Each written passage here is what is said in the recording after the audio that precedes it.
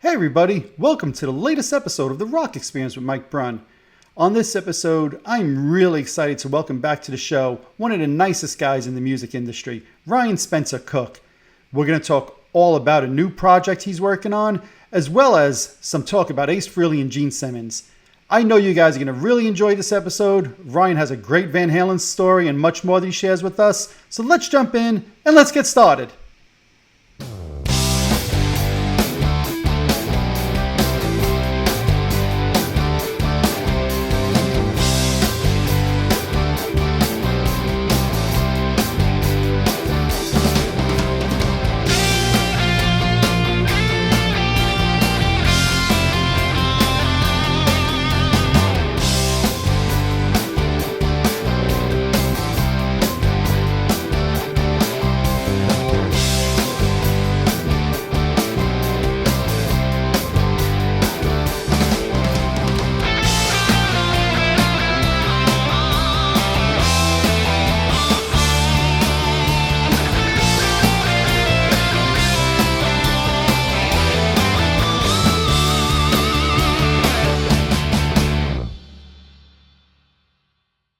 Hey everybody, welcome to the latest episode of the Rock Experience with Mike Brunn. Today I'm excited to have back with me on the show one of the nicest guys in rock and roll. You guys all know him. Please welcome back Ryan Spencer Cook. How you doing, Ryan? I'm doing great. Better now that I'm seeing you. So this is awesome. Thank you. Oh man, it's funny you say that. I actually looked it up because you've been on once before, and I I can't have. believe it was almost 3 years ago. It seems like it was yesterday, right? It was September of 2020. Origins Okay. 2 had just come out. We were talking about She, and you guys recording She on that album. The pandemic was in full force. Man, that seems like a lifetime ago. It does. And you know what's funny is you said it was that long ago. I know that you and I have spoken since that Yes. interview, obviously, Yep. but it feels like a minute ago. And I bet you that I was sitting in this exact same chair, this Well, now I'm going exact to go back same and place. look. I know, Oh, I know man. you were. That's so true. Oh, Now, it's good to see you. Thanks for having me back because oh, I always enjoy your show. So this is really great for me. Thank you. no, thank you. And I'll just say this. I'm sure for you, the last couple of years, first not being on the road during 2020 and early 2021, it must be nice to be back on the road. I know you're playing obviously Yeah. with Ace and all of that. It must be nice to feel like life is back to normal. It does, and it was real exciting because we didn't just go back on the road when all that ended. I mean, we slammed into it with Alice Cooper, True. and that was 3 months of solid shows on the road. So we went from sitting and waiting and trying to stay busy ourselves doing during that time to getting on a bus and just being gone for 3 months. And man, I was so happy when that happened. So it's been consistently busy since then, and I'm really grateful. We're home for about 3 weeks right now, which is a little long for me. Um, I'm good for about 3 or 4 evenings, Oh, wow. Okay. Oh, and man.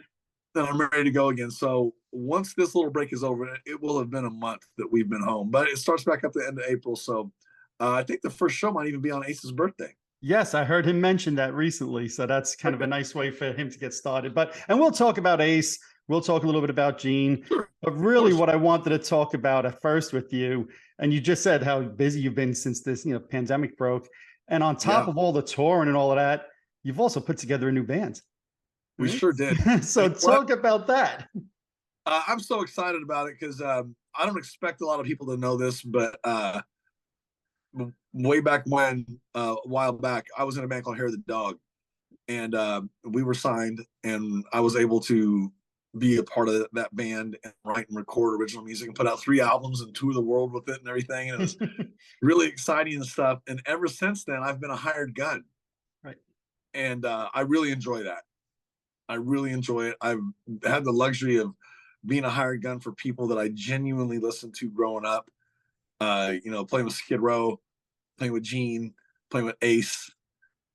Big Rock Show was just a big fun thing to do with friends, but it was always a hired gun situation. So this is the first time in a long time for me to write and put out original music with two of my best friends, who, Philip and Jeremy, who I wrote this whole record with our producer Marty Fredrickson. So it was kind of a result of the pandemic. This Right. band being Right. Right. formed. Right. Now, the name of the band is Rock City Machine Company. Rock City Where does Machine that come Company. from? Where does that come from, that name? You know what? I'm not gonna lie to you. We kicked around a lot of names. There was a couple that we had that we found out that we couldn't use because there were other acts already using it and that kind of thing. Let me tell you, it reminded me of clear back to being a kid that selecting a band name sucks and it's hard. And there actually is a place in Nashville that is a filtration company that has a great name and a great sign. And Jeremy grew up his whole life driving by it, going, "That would be a really good band name." And then when I got to town, I would go by it and go, "That's a really cool band name." And Jeremy brought it up, and at first we were kind of put it to the side, and then as time went on, we're just like, we are kind of a machine, the three of us, and we're all about Rock City. Why not? And then when we kind of sort of floating the idea, and we're like RCMC as the logo, RCMC for Rock City Machine Company.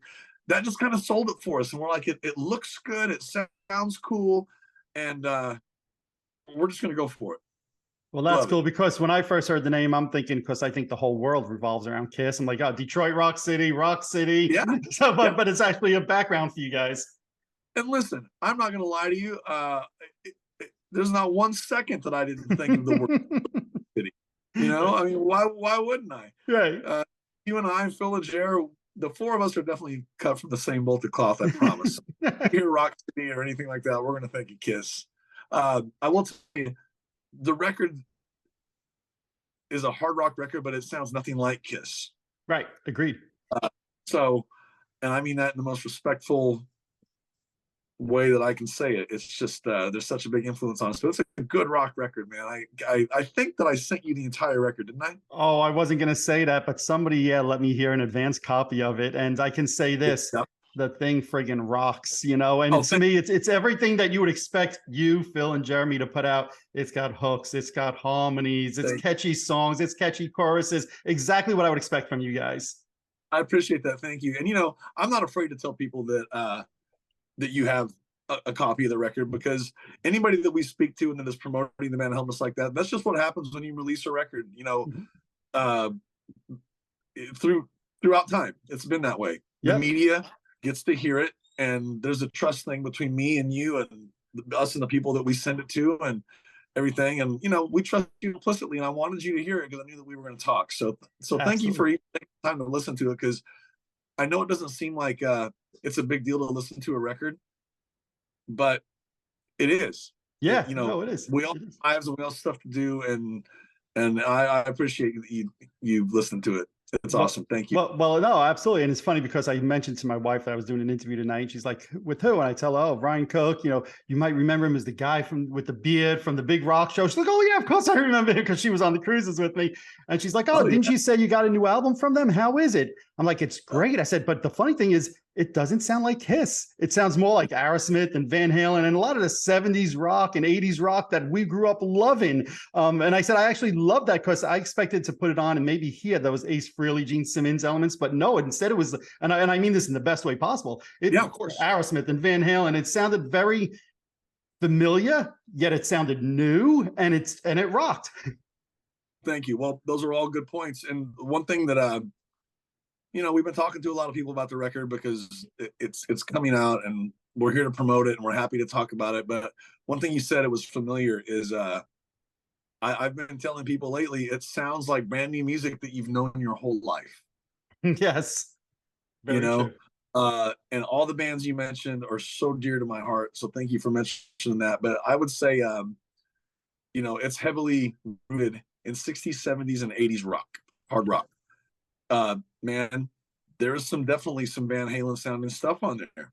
Yes. There's definitely Aerosmith sounding stuff on there. There's definitely some AC/DC sounding stuff on Absolutely. there. Yes. It's a hybrid. It is. And I promise you, as much as we love Kiss, you included, we never set out and said, we can't sound like Kiss. We never did that. Right. It was just, let's get together and write some songs. And, there are 8 songs on this record. We treated it like an LP. Mm-hmm. And that was an idea of our producer, Marty Fredrickson. And, I know but maybe someone watching this doesn't, but Marty has produced Mick Jagger and Ozzy Osbourne and Aerosmith Yes. Motley Motley Crue. Crue. But what I love is then you go to the other extreme, and he's also produced Harry Underwood. I think he did a Hannah Montana album. I mean, he's really worked with everybody in the industry on all Yep. sides. Oh yeah. When we were working with Marty, he was working with the Struts on their new record. He did 2 Buck Cherry records in that time, the one that they're on tour promoting right now. Daughtry, Aaron. I mean, he's all over the place. He And really is. yeah. So we're so happy with it. I cannot wait for the world to hear the whole thing. Right. And Yeah. I will cheer. It's an exciting year. Yeah, absolutely. And so I just want to go back though to a couple of things we were talking about the 70s and 80s stuff. And even to me, when I saw the logo of the band, I instantly thought, well, there's a tribute to Rush. He says that was that what you got? You had to be thinking that with that logo, right? We did. And let me explain something to you. People will see it because it's not, we put it out there. We want people to see it. We were talking to the AD, the art director for Lindsley Records, who Craig Lindsley runs the label, and he's a fantastic guy, and we have to talk about him later. But we wanted a logo again that again, I keep going back to something that's brand new that you feel like you've known your whole life. And I said when we started to the guys, I go, what if we had something that was like the first Rush logo meets the MC5? You know, I will tell you this, being that right now this is our record and we can do what we want with it, that's going to morph and change as you see the logo over the several months. We were already looking at new artwork today. Wow. That is kind of taking that and updating it and morphing it. And I'm hoping that at the end we can get this thing where you see almost like a time lapse of how the logo started and where it ends up. So you picked up perfectly on that, but it's going to change. It's going to change a little bit. But you've got a good eye. I mean, you know, you're the rock experience. Well, look, come on. What did you say? We all grew up loving this music from the 60s, 70s, and 80s, right? So to me, if you love that music, the second you see that, you pick up on it. And I know your influences, and we, like you said, we've talked on the show, off the show, right? So to me, it was no surprise at all. For those who are watching and maybe don't know, but who would you say your influences were in the 60s, 70s, and 80s? Well, I'm late 69. So I kind of consider myself a 70s and 80s kid. But for me, the stuff that was the 60s, I mean, you don't have to be born in the decade to be influenced by it. You have to have heard something. Led Zeppelin, big time. And, you know, I mean, such a big time. Phil and Jeremy are just Beatles, Beatles, Beatles, Beatles. You know, I love the Beatles, but I'm down here, and these guys are up here as far as being the fans and them understanding the Beatles. The Beatles played adult chords, right? You know what I mean? You know? And I learned child chords. Oh man, that's but great. I love Cream. I love Hendrix. We're still talking about the 60s, you know, all that stuff. I would say the biggest thing though for me, you know, I never considered myself a peace and love hippie kid, you know, nothing against it, but that wasn't like what I was looking for in music and everything. So Zeppelin and all that kind of stuff that just really, you know, Sabbath even was late 60s, wasn't it? Yeah, I think their first album came out in 70, but obviously they were formed in the late 60s and all of that. So yeah. It's a little more rooted in the heavy blues stuff. Yep. Is really where I came from. But the three of us, 60s, 70s, 80s, and you got your Deep Purples, you got your Aerosmith, you got your Kiss, you got Van Halen. Yep. You know, just anything with a good melody, I wouldn't rule it out. And that's exactly what I picked up listening to the album, which is why I said before it got the hooks, but I also said it has the melodies, right? Because to me, that's what I love about music. And it could be hard rock, it could be a pop song, but you need a good melody to me. And that's what this album has. Oh, thank you. And that's one of the things we said with Marty, because, you know, anybody who doesn't know Marty, it's Marti, and it's Fredrickson, but it's Fred, Eriksen. So just to get an idea of what the guy's done, and his track record is amazing. Amazing. He plays every instrument. He's uber talented. He sings like a bird. Did you ever see the movie Almost Famous? Yeah, sure. Okay. The band is Stillwater, right? Right. You know the singer Jason Lee. They Okay. kind of Yeah. made him. They kind of made him look like a Paul Rogers Bad Company guy. Sure. His voice, that's Marty. God, I don't know if I remember that. Yeah, singing Fever Dog and all that kind of stuff. That's Marty's voice. Right. Oh, wow. Okay. Uh, and he produced friends of ours before we even worked with him. And I even worked at his studio with him because he has a studio in Nashville. But anyway, all that being said is after you look him up and see his track record and, Grammy Award nominated or Grammy nominated and all that kind of stuff, we said to him when it came time to make the record, if we do this, and trust me, he wasn't begging us to do it, and we were begging, but the opportunity came for us to work together. We said, if we do this, can we please ask that we write every song with you? All right, that was going to be my next question. Because you know your way around it. You know your way around song structure, and he knows stuff that we don't. And I'm like, I want this to be the best piece of music that I've ever been involved in up to this point, meaning the whole project. And Phil and Jared agreed immediately. And we were like, even though you're producing this, and we also gave him final veto.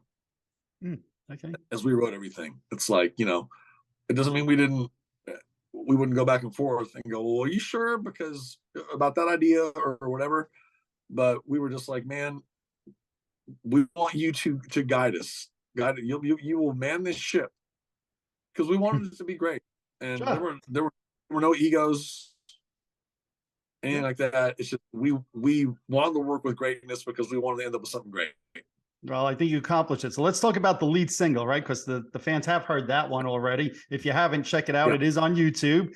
The lead single is Can't Stop the Train. So talk about that song. To me, I mentioned before, some of the songs sound like a little bit like a throwback to Aerosmith. And the second that song started, I'm like, oh, here comes 70s Aerosmith. This feels good already. I like this, You know what? Does it not to you?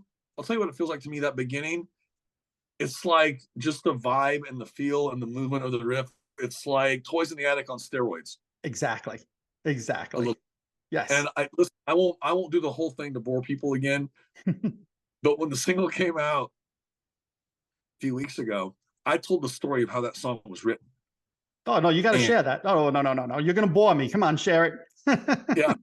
Well, what happened was I was alone last year in California. I was in Los Angeles, Southern California, and I was there for some meetings. And I woke up one morning early. I was still on Central Time and everything. But anyway, I woke up between 5:30 and 6 in the morning in my hotel, and I had a riff in my head. I just heard it. And I was like, wow, that's really good. I got to try to remember that. Oh, it's only 5:50 a.m. I didn't have a guitar. I had my iPhone. So I tried to sing the riff into the phone. I went da da da da da da. Right. So, and my attention span is that of a gnat. Okay, terribly. So I made sure I left the television off. I didn't turn on the radio. I went out and I had breakfast, and I just literally kind of was trying to keep my head clear of everything as much as I could for 4 hours. Oh my God. For me, because I'm like squirrel, And so I had breakfast and everything, and I just drove around, and I drove to a Guitar Center in Sherman Oaks on Ventura Boulevard in the Valley. Okay. And I waited. I was literally parked in front of the front door on the curb. So when the door opened, I could run inside and grab a guitar off the wall. And they're like, hi, can I help you? No. No, just recording a demo when you're slow. Don't worry about it. And I went back there and I grabbed the guitar and I laid my iPhone down and recorded it real quick. It's like, oh, thank God I got it. And then I showed it to the guys, and that's how that song started. Oh, that's amazing. It's called Can't Stop the Train. Man, we had no idea, because we actually did get offered a deal already. It's not exceeding what we can do for ourselves right now. So we're just going to kind of wait things out and keep doing this at our own pace and how we want to do it as we acquire interest and stuff from different people. And the reason I'm telling you that is we didn't know what the first single was going to be. Okay. We had no idea. because we had 8 songs to pick from. But what happened was, in the interim, one of the marketing people at NASCAR, through me, who I'd been conversing with, I played them the record, like I sent to you, and they asked if they could use that particular song for the upcoming NASCAR race that's going to be in the middle of April. So they've been using it for a month now, and it's promoting an upcoming race. And Marty and Phil and Jer were like, well, look, if people are hearing that song on film and or radio and TV, that needs to be the first single, because we can't have a song out there that people can't find, which makes perfect sense. So our hand was kind of forced. Okay, well, it's a good forced hand to have. It is. Yeah, and listen, it's amazing because to me in 2020, in the 2020s, the way you market music is so different now than, think about if it was the 60s or the 70s and the Beatles or the Rolling Stones or Led Zeppelin, like you said before, we're going to put a song in NASCAR or on TV. I think Sting was the first one I remember that did a commercial with a song and people crucified him. Now it's like such a great vehicle to get your music out there. Can you believe it that an unsigned band at the time gets something like NASCAR? It's like, having worked in music publishing and stuff, I know how hard and difficult it is to get placements, and that's all that every artist wants. Yes. And for us to get that off the bat was just amazing. You know, I'm not going to call it, you know what, I'm not going to call it luck. It was a matter of busting ass and making contacts and sticking to it and just outworking everybody, man. Yeah. And I'm so happy and proud of the guys and the song that we got it. And here we are, I'm talking to you about it. That's right. Right. And I don't think you create, I mean, you create your own luck, right? So I started off by saying you're one of the hardest working people in the business. I know you're so pleasant and happy, and it's people get drawn to that. And to me, that's what makes you have a greater opportunity for success than most people. I appreciate that. Thank you. Yeah. But you know, that's how the first thing will happen. Like I said, even though our hand was kind of forced, what a great position to be in. Absolutely. Absolutely. You know, so I'm happy with it. It's, by the way, it's a NASCAR race. The upcoming race is in Martinsville. It's next month, towards like the 3rd week of April. The promotion's been going on for a month now. So in that whole area, it's on every day on radio, TV, and everything there. So it's been pretty cool. And you know, I've got a lot of friends in other bands that are dying to be part of NASCAR. So oh, that's great. Fun for us to get it. That's great. Well, you know what? I'm glad you mentioned before that you sent me the album, because now I feel a little bit more at luxury to talk about. Yeah. All you want. So here we go. So to me, when I listened to the record, I listened to it a few times already, a song that instantly stood out to me was Summer Song. And I say this, it has this, and I mean this in a great way, a classic Van Halen feel. I could hear me listening to this next to Feel You Love Tonight and Beautiful Girls and those classic late 70s Van Halen songs. I mean, it just reeked of Van Halen, yet still didn't feel like it was a ripoff. It felt new. It felt current. It was, I must have listened to that song 5-6 times in a row when you first sent that to me. I love it. Thank you. Okay, Mike, that was the first song that was written for the record. Was it really? That set the tone for the album. It sets in the 4/4 slot in the sequence. And me and Phil and Jer spent all of our time apart from each other doing nothing but recording ideas. And we'd send them to each other, and then we'd send them to Marty. And when we would start each writing session, we'd go, okay, well, did you go through what we gave you? Yep. I want to do that one. I want to do that one. And the first one that he picked, which I had a feeling because it was the first one that I came up with out of my personal lot. It's everything you just said, man. It was so inspired by Van Halen. This is pretty much everything I do in my life. That's a good place to get inspired from. And man, that was just the first song. And I remember writing it with Marty. And you have no idea how excited and relieved we were at the end of that first day, because it was just like, man, we actually have something that's going to be really good and a really big tip of the hat to all the stuff that we loved and grew up on. But man, that song is about summer.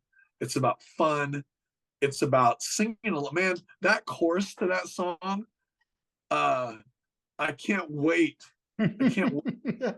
And we're already talking about release, you know, in the order we're going to release these songs before the record comes out. And I go, man, wouldn't it be great for that to be the song to be on the first day of summer? Well, I was going to ask if that was going to be the next single because it just makes too much sense to ride with the car, windows open, blasting summer song. Yeah, yeah. And I don't want to speak for the guys because we have talked about it. I think we're on the same page there, but my vote is that that's the next one. And summer's just around the corner. Well, you got So you got me on your side also. Not that my vote doesn't count, but you got me on your side also. Oh man. Guys, watch this. There you go. You know, if you don't mind, I'm going to divert us for a moment here because if my memory is right, and I think it is, when Eddie Van Halen passed away, I think you posted on Facebook a great story, right? All right. I thought my memory was right. I said I wasn't going to go looking for it. I said, if I'm wrong, he'll tell me, no, jerk, you're wrong. But I think you have a great Eddie Van Halen story. I hope you don't mind sharing it with people. No, not at all. What happened was, again, this was a different LA trip, but I was going there quite a bit once the pandemic allowed it. And on one of my trips out there, I think it was the day before Edward died, I left and flew out there. Flew out on the first flight the next morning. So, and I was with Rachel from Skid Row. Okay, yeah. And we flew out there, and we had to go out there to do a session together, and landing in Los Angeles, California, in Southern California, the less than 12 hours after Edward died was like going to ground zero. And I remember being in the car with Rachel. We got our car at the rental car at the airport.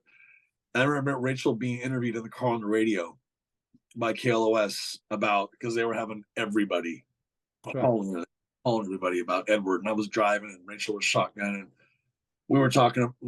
Everybody was just talking about it, and it was like you just wouldn't believe it. It was like it was the whole world out there. Southern California was mourning his death, and I was just so happy I was there. But anyway, and so I did the whole trip. It was a fun trip, and it was very sad because everywhere I looked, every billboard was Edward, and the whole city was Edward. And there were flowers everywhere, and every car had their windows down. Every radio station was playing Van Halen, or they were playing them off their CD players and stuff. It was literally just you just cried the whole time. It was very sad. And anyway, so I get done with that trip, which was only a couple of days later. I was sitting on the plane thinking about him. And that post you're talking about, I wrote that whole thing on the runway, waiting for my flight to depart from Burbank. Okay. Burbank Airport. And what happened was, years and years ago, I was when I lived in Studio City, I was at the gas station one day. It was a Sunday afternoon, and I have to say that I had just gone running because it makes the story even funnier. But I went running every day, and it was summer, so I was just in shorts and running shoes, and that was it. And it was Sunday. I thought, I'll go get gas real quick at 76. So I'm like this sweaty mess of a person looking. I'm pumping gas, and Edward pulled up next to me at the gas pump, and I was like, literally, because where I live, every rock star and movie star lived by me, or I lived by them within a 2-mile radius. I was living, so it was not uncommon to see famous people every day. Mm-hmm. Okay, I never saw Edward anywhere, and I'd been there for a long time at that point. So he pulled up, and he was next to me on the side of the pump, and I was like a mess, and I was like, "Oh my god!" So I stuck my head on the pump, and he's in a little white Mercedes. I said, "Hey, Ed, I'm Ryan, man. I love you. And I was just like, "Oh, I just said that." And he was really nice and just really cool.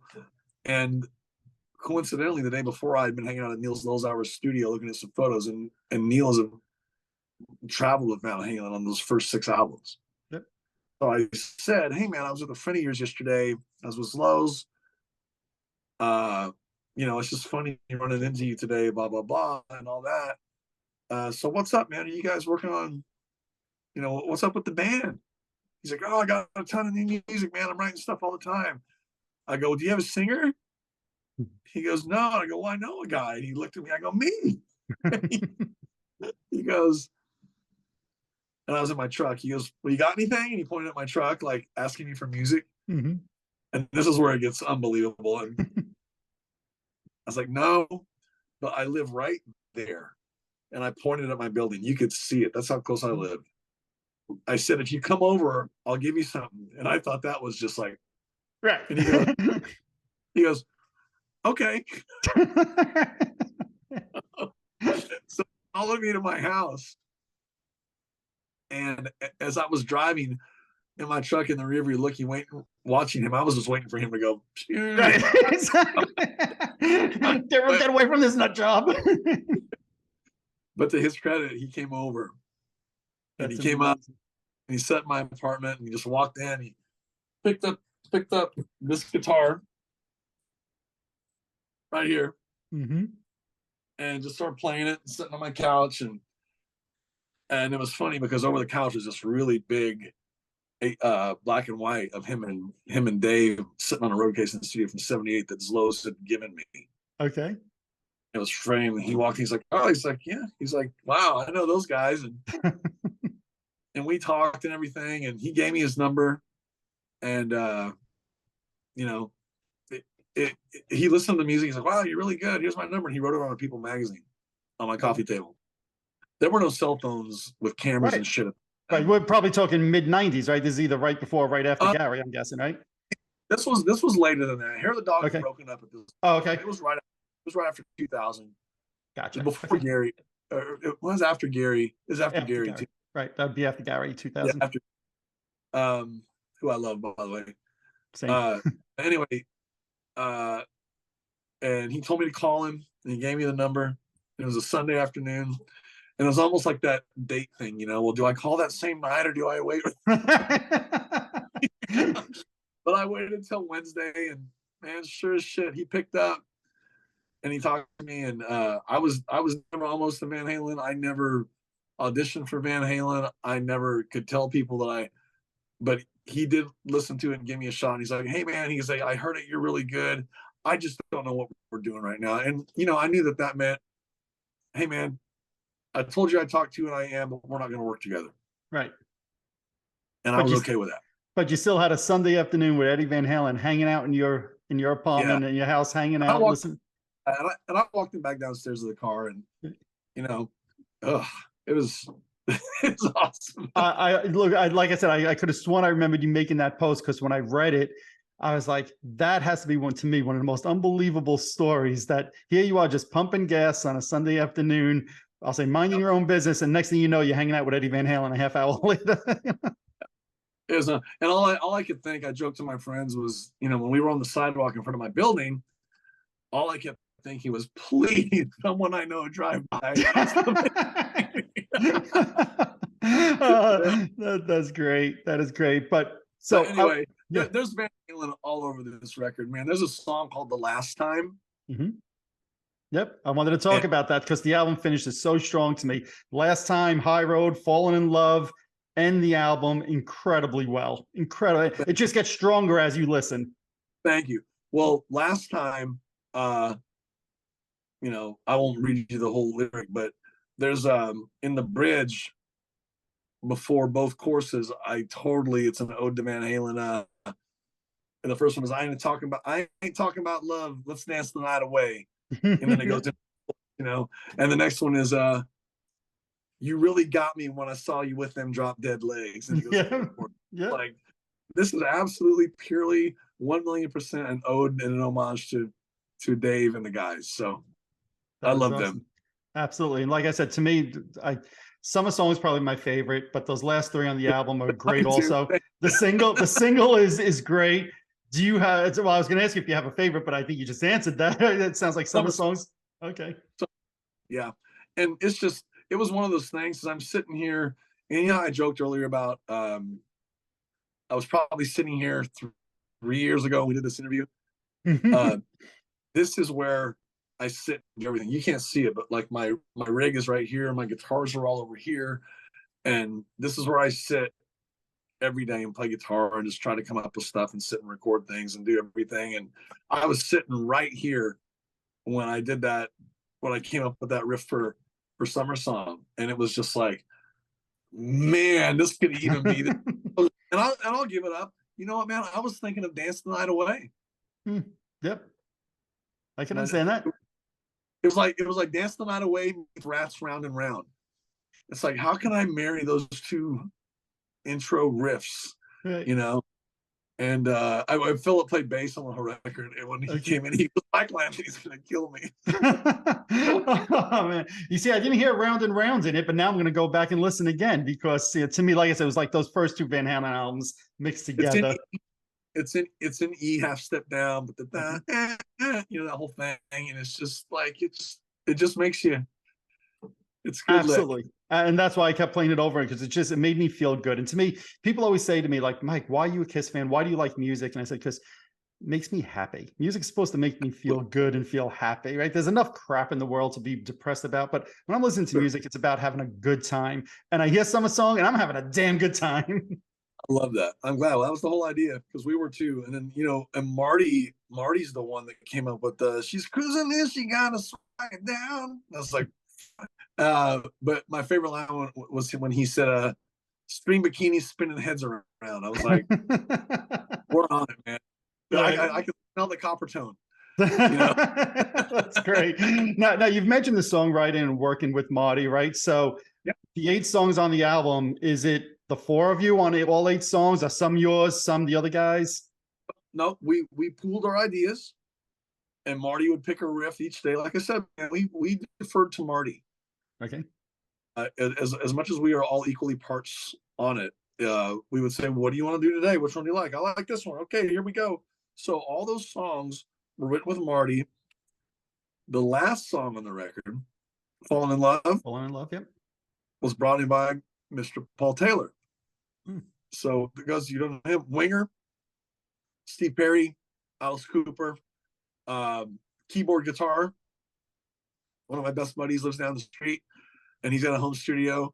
And we're like, Paul, man, we should do something. Let's get you on this record. And we went in, and he had 3 demos done of 3 different ideas. And this is the one we jumped on. And it's funny, Falling in Love, the way it ended up that you've heard, all the parts were there, but not in the order that interesting. You're hearing them. Okay. So you rearranged the whole song. Yeah, and we added, and there was some parts that they were there that he had that we didn't use, and we would write stuff in it, but we wrote it together, and it was just that thing. The only thing that didn't happen that day was a melody, okay, or a lyric. Me, Phil, and Jeremy, and Paul were in Paul's control room in his studio. Phil was somewhere else, so he came in via Zoom. That's how we wrote the music. And then the way I always did lyrics and melody every day is what I do when I go running. So I would have a work tape of the track, put it in my AirPods, and then off I go. So hold on. So the last year I've been doing a lot of running myself. Yeah. And there's never a lyric that comes to mind. It's more like, you're writing songs while you're running. Like, more power to you. Oh my God. I will tell you what was funny though. Some run, like I have a certain loops that I do. I change it up. Some runs were longer than others. Sure. During those days. There were some days when I wouldn't come home until I had I'd make myself have a certain amount of work done before I got home. So, you know, I was in pretty good shape by the Now, did you ever have to cut a run short? Because like you said before, you woke up and you're like singing a guitar riff into your phone. Do you ever get a lyric in your mind like, oh my God, I can't forget this. Stop running, sing into the phone. Does that ever happen to you? Oh yeah. When we were in writing mode, I can tell you, and I'm not exaggerating for effect, every waking moment that I had was thinking about this. And I'm sure, and so was Phil and Jer, but I called them a lot more than they called me. I'm pretty sure they got tired of me calling them because it would always be like, you don't have to call us with every idea, you know, unspoken. And they never said that, but I'm imagining they thought that a few times. But it was just, it was just so fun, man. I have never had more fun working on a record than I did with this one. Just because I would end every day being like, this is better than anything I've ever done in my life. And that's all I want.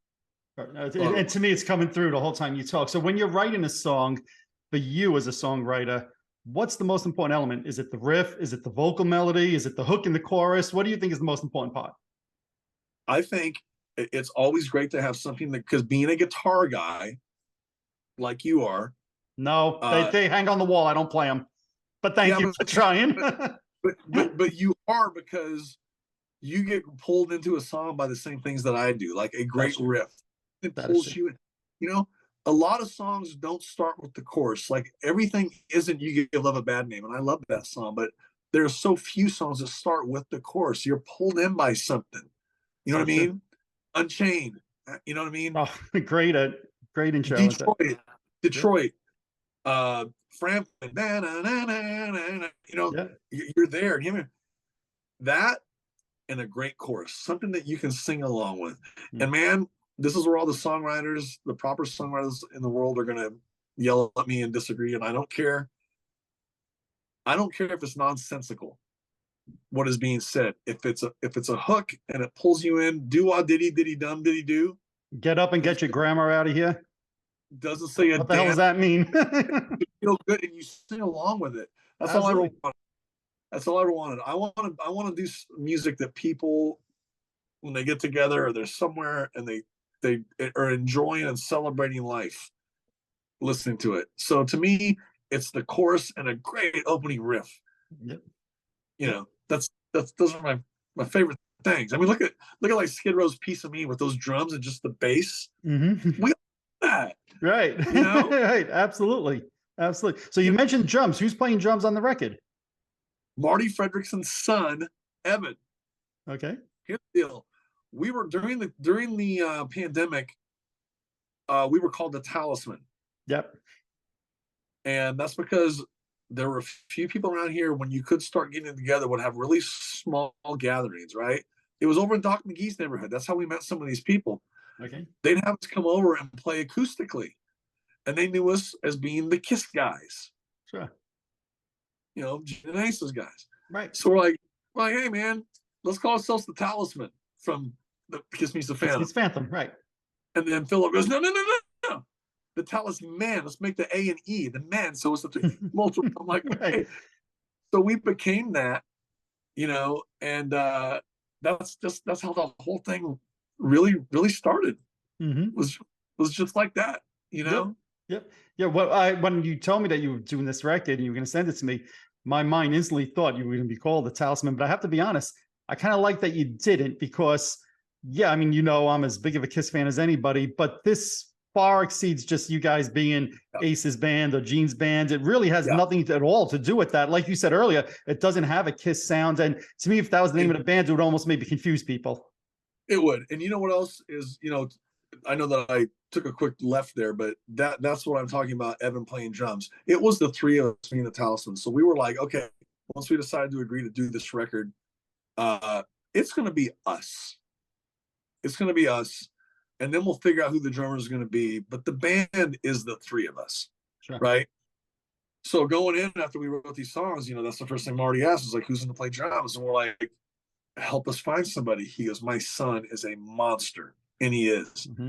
And he also engineered the whole record with Marty. So he was there every day for all of it. And he played drums on it.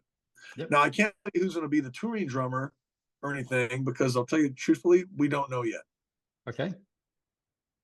Ideas, we have them, but it'd be unfair for me to say who they are, because some of the guys we haven't told yet. Okay. So we won't spill the beans on that. But what I pick up more than anything from your comment is touring bands. So you actually plan on playing some live shows for this music? Absolutely. Yep. I will, like when I said, I told you earlier, there really isn't, this thing has been done, aside from everything else that's going on with our other gigs, me and Phil, or me and Jer with Ace, Phil's with Accept, you know, all that kind of thing. Marty's work is done at this point as the producer, so you know he can concentrate on his other stuff. But yeah, man, it's like it's a real thing.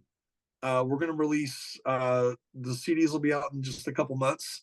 Vinyl will be out in 6 months. There's gonna be 2 versions of the vinyl. Mm-hmm. There's gonna be a blue marble and a red marble, 2 different. It's gonna be 180 gram. When we did it, we all joked about how much we loved Love Gun and Van Halen 1 and Rock and Roll Over, and they were all like 28 to 33-minute records. Yep. It was just like that. And Marty's like, well, hey guys, let's do 8 songs, and we're gonna write this whole record and format it for vinyl. There's gonna be 4 songs aside. We're like, done. Let's do it. Love it. And you said the vinyl is going to be 6 months, and anybody who knows and collects vinyl knows that there's such a long delay right now in vinyl pressings. It's unbelievable. Yeah. It's unbelievable. And I know that you're probably way more up on this than I am. Man, this year and last year, vinyl, the resurgence has outsold every format aside from streaming. Right. We don't count that. We don't count that. Exactly. Yeah. But as far as people picking up physical records, vinyl is just at the front, and I'm great with that. I love it because I'm a vinyl nut. Jeremy especially is a vinyl freak. But we're gonna have 2 versions of it. We've been working with our AD already on the artwork for it, and like I said, you're gonna see the logo that's out there kind of morph and change a little bit. Sure. It's definitely gonna look even cooler. And having the colored vinyl being on 180 gram and just making it look like, you got to remember, you're going to get a product from Kiss fans. Right. We all know what it was like to get an album when we were a Kiss fan. Yes. So there's going to be some stuff. I have an entire wall over here on this side of the room that's all album covers signed, whether it's Twisted Sister, Van Halen, Night Ranger, you name it, like all different bands. And to me, I just remember as a kid sitting on my rug, looking at the vinyl artwork, looking at the liner notes. You don't get that from a stream. It's impossible. And you know what? I can't try to force anybody to go that route that doesn't get it. Right. You know what I mean? But there's some people that do get it, and we're doing this for us and for them and for you, because it's just such a big deal to us, and we're going to make sure that it's available. The goal is right now, after we've been talking about it, is, like I said, we've had some offers for the people that want to put it out and stuff. One of them was even a major. But it just doesn't make sense with what's being offered. And, the record industry is so different today than it used to be, meaning everybody is kind of independent with their own label now and then just gets distribution, which is something that we're really entertaining and looking at and everything. But we're going to do the streaming thing. But our plan is to have 4 singles released by the time the LP, the actual vinyl, comes out. Yep. And then after that, you'll have to buy it. But we're not just going to put it on every streaming site and go, okay, there it is. Right. We're going to wait a little bit after the vinyl's out before the whole record's available on stream. But half the record will be available up until the streaming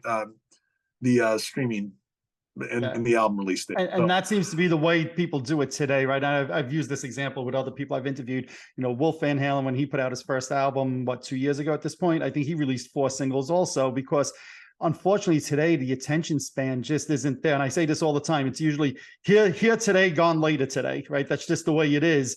And people don't consume a full album at one time anymore. But if you introduce 4 songs over a period of time and then give them the album, you stand a better chance. Yeah. And also, the whole thing was just also we're like, well, what first songs are we going to do? What do we do? And we have to talk about and agree on that. But the one thing that we all agreed on is we love every song on the record so much that people will have the first 4 and the opportunity to go listen to them and stream them. They're so not going to be bummed out when they hear the other 4 when they buy the record. Oh, so good. Yep. Like I obviously highlighted Summer Song was my favorite, but I'm like, gee, now you go any direction after that. There's 6 other great choices after that. So, if people just listen to those 4 and don't buy the album, they're missing out on half the material. Yeah. Thank you. Yeah. There's a cover there. There's a cover. I don't think I picked up on that. Ramblin' Gamblin' Man is by the Bob Seger System, 1969. Okay. Yep. And we all agreed right from the get-go that we were going to do one cover. Okay. And we all go, but not Kiss. We're not going to do a Kiss song because everybody thinks that we're going to do that. Right. There's and besides, getting the 3 of us to agree on what Kiss song to do. But this is not a Kiss. I love that you've made it not a Kiss product, right? So to me, I'm glad it wasn't a Kiss song, and I say that as a big Kiss fan. Yeah, and we've all, it's fair to say that we've all gone more than out of our way to wear our love for Kiss on our sleeve. No, everybody knows. Everybody knows that. Yes. So this isn't a slight to them at all. But yeah, man, we were just trying to think of songs and like what song represents everybody's best in their wheelhouse, and that song just turned out great. We love it. So that is awesome. This is a Bob Seger song, and it was before he was Bob Seger and the Silver Bullet Band. It's 1969, and it's called the Bob Seger System. Was the name of the song, the band, when he released that in '69. And on the background vocals on the original, that's Glenn Frey from the Eagles in the background on there. Right. Okay. Yep. That'll be cool, And again, I'd be lying if I didn't say we went, well, Van Halen had You Really Got Me. Correct. That is true. That is very true. And plenty of other cover tunes as well. Yeah. So now let me ask you this, right? So I was saying before, here today, gone later today. Do you think getting new music out today, in one hand, it's easier, right? Because like you said, you could do it yourself. You don't need a record label. But on the other hand, I mean, you go online, there's probably 10,000 new songs released today. Do you think it makes it harder for a musician or easier in today's day and age? I think that it's been hard since day one, preceding all of this. I think it's always been hard. Hard on different levels for just different reasons, because I would never discount the amount of hard work that any successful band put into in the past, put into getting their music out there, because they'll all have a million reasons why it was really hard for them, and I probably would agree with some of them. Today's just so different because sorry, someone was calling me. Am I still with you? Okay, still with me. Yes. Okay, so I was given some ridiculous number the other day, just like Spotify, for example, that I think there are 100,000 songs a day put up on Spotify. Wow. And that was from one of the label people I talked to. Right. That was about that. So the numbers are just outrageous. See where I'm sitting right here? Yep. People make spaces smaller than this now. Sure. And all they have to do is, anybody can put a song out there. Anybody can. So that makes it hard. There's a lot of competition. Proper labels, if there are any left, they don't do the same kind of backing they used to do for bands. So true. Back in the day. So there are new ways to get around it. And then you go, well, am I a TikTok guy? No, not really. Right. Whatever the flavor of the day is, we're learning as we go too. I mean, I can't believe that here I am talking to you. I've been in the music business this long and I'm still learning as I go. So we're going to do it literally day by day. I mean, I have meetings every day about something about this record and what's the best way to pursue it, which is about marketing and about publicity and about touring and about distribution and about this release. Like, I didn't even think that we were going to do CDs. Oh, wow. Okay. And, it was brought to my attention that actually we'd be excluding a still viable, small, but viable market and fan base if we didn't do it. So who are we to deny somebody that wants our record in that format? Now, we won't do cassettes and stuff like that, but no 8-tracks. Yeah, right. Yeah, nothing for like the real special fan club people. Yeah. There you go. You've mentioned touring a few times. Do you hope to do like some headlining shows yourself? Would you hope to, like, let's just say if Ace said, hey, why don't you guys open up some of the shows for me? I would like that. Like that. The thing that would make something like, I'm not going to rule anything out right now, but the thing that would make something like that difficult is who are the other guys? Because Ace's band isn't RCMC. Right. You know what I mean? I won't say that won't happen, but there is some stuff that's already been being talked about that, and I hated it when I was a kid and people said this, but it's like, it's exciting. I just can't tell you right now. Look, yeah, people have to understand that, right? I mean, you can't, until things are signed on the dotted line, you hate to say something publicly. In this business, and I've starred in this movie and I've seen my friends do this. you know, it's really hard to go tell everybody about this really cool new thing you're going to do and it's going to come out and it's going to happen, only to have it not happen. Sure. And that's just happens to, I don't care, that happens to every band on every level. Yes. You know, even the biggest bands plan to do something and it's yeah, and they I find could out, probably write an entire book on things Gene Simmons said Kiss was going to do that never happened. yeah. And it's, you know, you can't blame someone for getting excited, but I want to think if I learned anything, it's like I have to learn to keep my mouth shut a little bit about certain stuff. Oh man! Now speaking of your mouth, are you the one singing all of the songs on this Yeah, album? Right, yeah. that's what I thought. Right, because I Yeah, know Phil could sing, Jeremy could sing, but I was like, I think this is Ryan on all 8 songs. yeah. So that's my big mouth. So I'm singing lead and background vocals and rhythm guitar. Philip is bass and background vocals. Jeremy is rhythm, lead guitar, and background vocals. Evan played drums. Marty did some percussion. We have one song that's got a little piano in it and some also and vocals. So Marty did some piano, background vocals, percussion, and I think Marty even might have done. I know he did. Marty did a little guitar on some stuff too. Okay. With us, but the gist of it is Phil, Jer, and I. But yeah, I'm singing lead on all that, and Awesome. that's just one of the things that just made it so special because Phil and Jer and I, even though I don't consider myself a good singer, I think Phil and Jer and I sing really well together. Yes. Just a vibe the three of us have, and we made sure that that was like Summer Song is a perfect example. Yep. You know, agreed. So, and the harmonies on that is great. That's one of the things I loved about the song. So you thanks. said before that you guys, I'll just talk a little bit Ace for a moment, if that's okay with you. You're going back out on tour late April, right? So Yep. I noticed the last shows you were playing bass for Ace, which to me, I was like, oh, wait, hold on. Ryan's the bass player now. So are you still playing bass for Ace?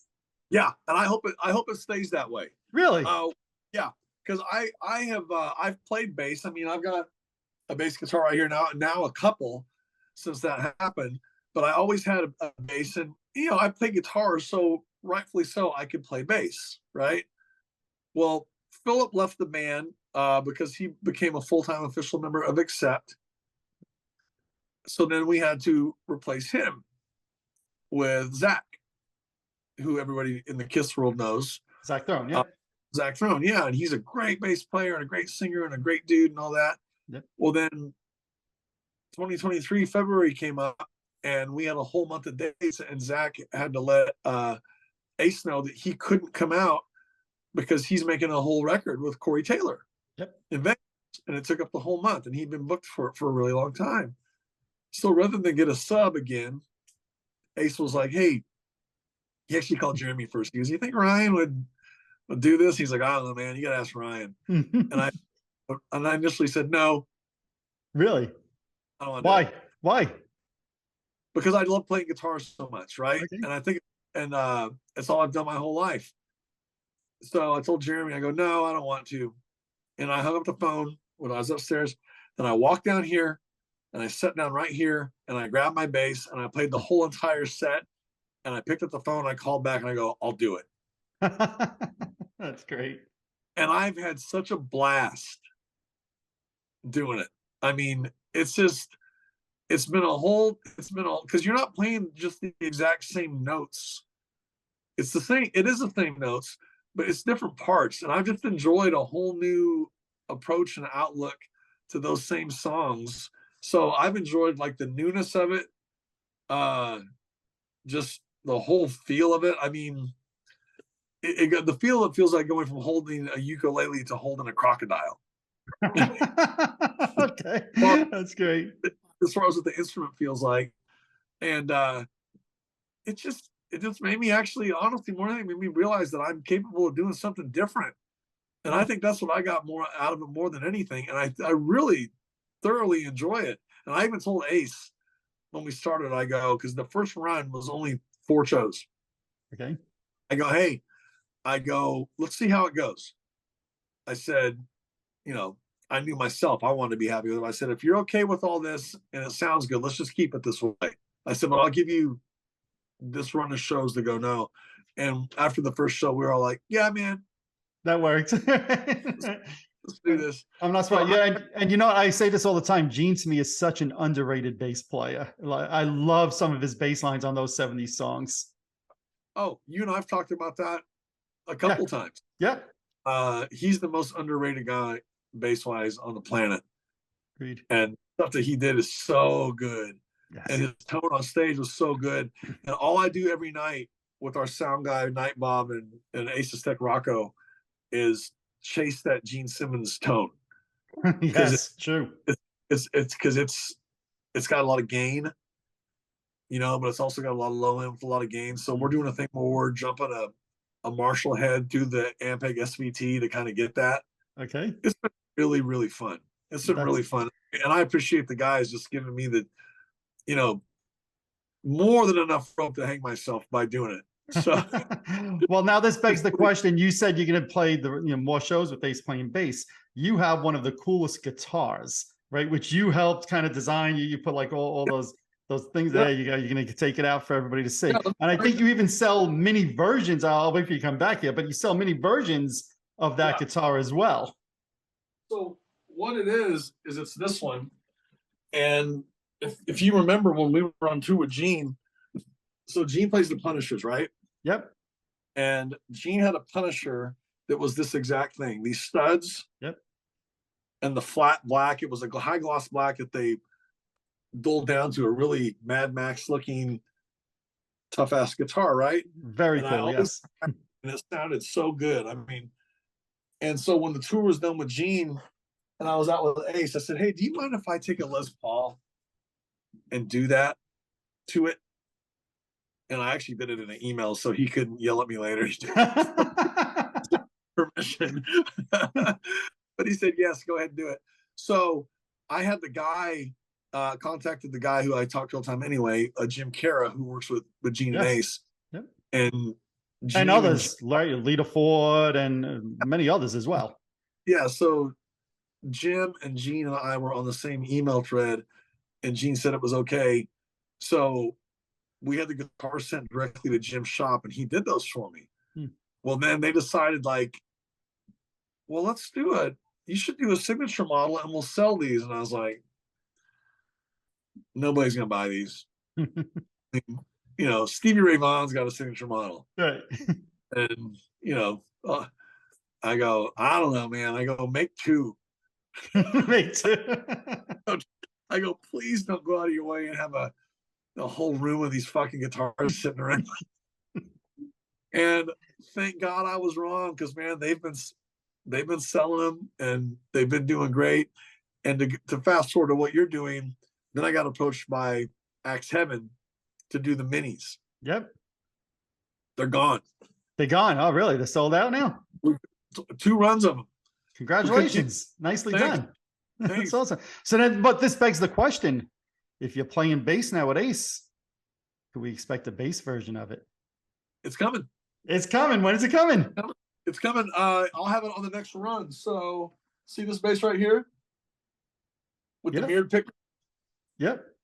The next time you see one of these, there's already one of these at Jim's shop, and he's doing the stud job to this with the mirrored pick guard. So awesome. When you see me at the end of April, you'll see it. Well, that's the first thing I'm going to look at. When people start posting videos of the first Ace show, I'm not going to care what song it is. I'm going to look, what bass is Ryan playing? That's right. It'll be that. Oh, man. Now, speaking of those shows, you know, go ahead, buddy. Go ahead. I said I could not do it. I agree. To me, that I identify that guitar with you now. So that's why I was like, oh, I want to know if you're going to do the bass now. So, well, speaking of Ace, I mean, the last run of shows, I was happy. And I'll say, you know, to me, Ace was playing that same set list for too many years. And I noticed as your guys' influence, right? Speeding Back to My Baby was in there. Getaway was in there. He actually even brought back some Frehley's Comet songs, which was surprising to me to see that after so many years. So talk about how that happened. Stranger in a Strange Land, Insane. And Insane, yeah. All that stuff. I will tell you, I got to give credit. Jeremy spearheaded a big part of that. And we had all talked about that a lot. We're like, you know, we're going back to a lot of these same markets. And respectfully and diplomatically, you know, we would go, man, it would be cool to do something different, because I'll tell you honestly, I wasn't really familiar with a lot of the 80s Frehley Comet stuff. Okay. And everything. And I knew some of it. Jeremy was more than I was. So Jeremy kind of started a thread between us and Ace, just saying, hey, man, we've been doing this for a while and we're going back to a lot of these same markets that have seen us. Let's do something different. And Ace was super receptive to it. And so that's how the thing kind of came about. And we're hoping that we keep doing that and just slipping some new old stuff in. Yep. That everybody wanted to hear. And we've had a blast. I think a few nights you guys even did Escape from the Island, right? We did. Well, see, here's the thing. There's these little interludes because Ace will go off to change guitars or do whatever. And rather than us just stand there, we're like, well, let's fucking do something. So in the past, we've been doing Love Theme. Yep. We did that a lot. Love Theme from Kiss. That's what you did last year when I saw you guys. Okay. Yep. And then after that, it was a new year, a new tour. And we thought, well, since we're changing up the set list, let's change up that stuff. And I think it was drummer Matt Starr's idea that said, let's do Escape from the Island. And I'm like, I don't know that. So let me. Okay. And the other interlude that we're doing is the middle eight of Let Me Go Rock and Roll from Kiss Alive. That whole that, and so we're doing those two things in the set now, as opposed to Love Theme. Well, when Ace takes a break or does his thing. Right. It was really fun. So it ended up being a really fun night for everybody that had seen us a lot, because it was like 5 or 6 new things for them to be like, wow, I've not seen this. Yeah. Oh, yeah. Some of those songs, it's been, I saw you guys do Speeding Back to My Baby in Jersey when you did the whole album, but some of those other songs, Insane, Stranger in a Strange Land, it's got to be 25 years since I've seen Ace play those songs. Hey, I'll promise you, it's the first time in my life that I ever played it. Like, I didn't even know Stranger in a Strange Land. I'm like, I got to go listen to it. But it's great that you guys broke him out of his shell. Yeah, and I really loved it. What you said about seeing us back in Jersey, that is my dream. Is that at one point we'll go back and do the whole 78 solo show. Yep. I remember at that show, the promoters were asking people not to film it with their phones because there was supposed to be a professional filmed show coming afterwards, and it never happened. So it's gonna be. No, I know. And like I said, what I tell you earlier, it's like, don't throw out there things that you're working on because there's a chance they might not happen. Very true. Very true. Yes. But we heard about that too, and that was the plan. And things change all the time. But if it was my wish list thing, we would come out and do 78 solo front to back. Mm-hmm. What's that mean? 35 minutes, maybe. Right. Yep.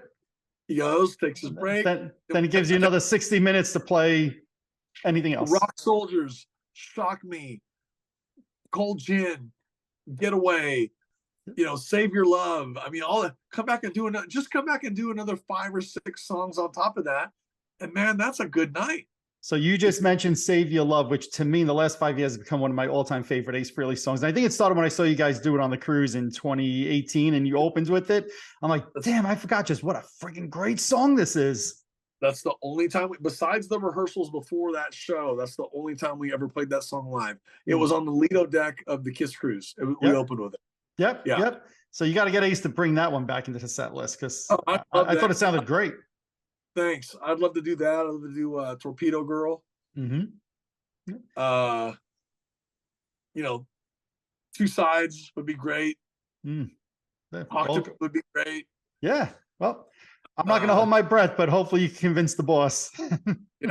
That's what it is. It just comes down to like, what does he want to do? Of course. And we felt like we really felt good about all the changes in the set for this most recent run. Right. So we're just hoping for more of that, and it's just got to come in little. It's got to come in little bits. We can't. And you guys, it's not our band. Of course, it's up to Ace to decide what he wants to do, right? So, yeah. But Gene, I know he's doing the Vegas thing. You guys aren't playing with him for that Vegas thing in May, right? No, we're not doing that. But he and I were emailing about it and all that kind of stuff, and he's just always so sweet to us. And he's like, let's just plan on 24, because he's like, the thing at the Vegas thing is going to be quick. There's already guys there, right? For you to come all that way to play a half hour, which we would do, Of like course. why not? But I get where he's coming from. It's just logistically, it always comes from a point of what's going to be the quickest, most effective, and easiest. Sure. And that's what happened there. And he's getting great guys, which I totally understand. So it's all good. We'll see Gene again. We'll play with Gene again. Well, the biggest thing I picked up from your comment is when you said "see you in 24." So that's one of the things I've been hoping. I'm actually one of the people that are not necessarily sad that Kiss is ending in December of this year, Right. because to me, and I say this, and I'll say to anybody who listens, those shows that you guys did with Gene are probably my favorite Kiss related Oh, concerts of my life, because oh, I was at 7 shows, 7 yeah. different set lists, deep cuts Yeah. every night. I never knew what songs were going to be playing. The band sounded incredible. Gene was having fun. I mean, that's what being at a concert's all about. So I keep praying, all right, let Kiss end and let's get back to the Gene Simmons solo tour Oh, again. So, I appreciate it. Well, we had just as much fun as you guys did. yeah. I mean, So, but it sounds like you think it might happen next year then. oh, he told me to plan on it. Awesome. And like I said, you can't hold anybody to their word. I appreciate the intention, and you know, the whole thing of him going, yeah, we're going to do this. I love that, and we're on board. We'd love to do it. But man, I totally understand that things change as life changes and all that kind of stuff. And what might be a good idea for him today might not be in 6 months from now or Of whatever. course. But he knows, and I will tell you, I can't really, I don't want to share it and give too much because it's kind of private. But he sent me a real nice email the other night just about the new thing that we're doing. And it's nice just to be there in that place with that guy. You know what I mean? That is It's awesome. Yeah, it's really cool. And That is we're awesome. fortunate for the time we played with him, and hopefully the times we'll play in the future. But just for the right now, it's just knowing that he reaches out to say that he's aware and supports us and stuff. It's great. I can't believe it, honestly. That is awesome. So you mentioned the record again. So I want to close on that. Let's talk about. You said it's about 3 months away from being released. Where will people be able to order it? Is there a website? Is it the Facebook page? How can people find the music? Again, that's what it's going to be. So Lindsley Records is the independent label. Craig Lindsley, who's an amazing, amazing guy, and is none of this would have been possible without. It'll be available through there, but we'll release that info as it gets closer. Like I said, Mike, there's so many options right now for us. We have to feel them all out and figure out what's going to be the best way to do it. Right now, we're just going to keep releasing a song via the socials, like your Spotify, iTunes, Amazon Music, YouTube, that kind of thing, up until the CDs come out. But when the CDs come out, before they are available, we'll let people know where to order them and everything. Probably through the Lindsley Records website, but I'm not certain yet. But it'll be a direct order kind of thing. They'll be in some of the stores, and then the vinyl the same way. But God, the vinyl 6 months from now, who knows what's going to happen in 6 months? Sure, of I course. mean, it could totally be somebody could swoop in with a whole different distribution idea and deal, and it could change from everything I just told you. Yep. So it's a day-to-day thing, and I promise you that we'll release the info as we know. Because right now, I don't know. That's fair enough. And Brian, when I you just do know, that you got to let me know, because I'll share it on my page. Of course. I'll share it with the people. I shared the single, and the feedback was tremendous on the page. And I want to make sure I get the news out there for the record. When you have the link and all of that. If you want to come back on, I don't care if it's for 2 minutes, just to say, hey, the record's ready, get out there. If you want to come out, I tell you, my door is always open for you. Thank you. And you've always been super supportive, and we appreciate that. But yeah, I just like the opportunity to talk to you. So likewise, 60 seconds or 60 minutes or whatever, I'm down. Well, because now that we have this, we can do stuff like this on the phone or a computer, I can be anywhere. That's true. Very, very true. I've always got time for you, and I appreciate it. Well, Ryan, this is a blast as always. I knew it would be, right? It's always great talking to you, be it on the podcast, being it just outside the podcast. I'm excited for the fans to hear the record. You were kind enough to let me hear the advance. The fans are going to love it. It's absolutely great. When you get the information, we'll share it with people. And I'm going to say best of luck, but you don't need luck. The album's going to rock, definitely. Oh, man, I appreciate that. Thank you. And again, like I said, I know people think it's so easy, but thanks for listening, because I know it takes time to carve out time in your day to do something like that. So thanks for listening to the whole record. I appreciate it. Absolutely. People are not going to be disappointed listening to this. So trust me, they're going to want to. But Ryan, Awesome. thank you so much. This was a blast. Really appreciated it. Maybe I'll see you out on the road in a few weeks. And You're always everybody, welcome. thank you. And Yeah. everybody look for the guys. It's always a great show and a great time. Thank you so much, Ryan. I really appreciate it tonight. Thank you. Thanks, everybody. We'll see you. Later, everybody. Alrighty, there you have it. I'd like to thank Ryan for spending some time with me talking all about the forthcoming album from Rock City Machine Company. I know you guys are going to really enjoy it. It's also always a lot of fun talking Ace Frehley and Gene Simmons with Ryan as well. He's one of the nicest guys in the music industry, and I'm sure you guys are going to really love the new album from Rock City Machine Company when it comes out. Be sure to check it out. If you're watching this on YouTube, hit that subscribe button below. If you're listening to one of my podcasts, subscribe over there as well. Also, head on over to Facebook and follow my page, The Rock Experience with Mike Brunn, where each and every day we talk about all the rock and roll music that you love. You can also follow me on Instagram and Twitter as well. That's it for this episode. Thanks for watching. Thanks for listening. See you all next time.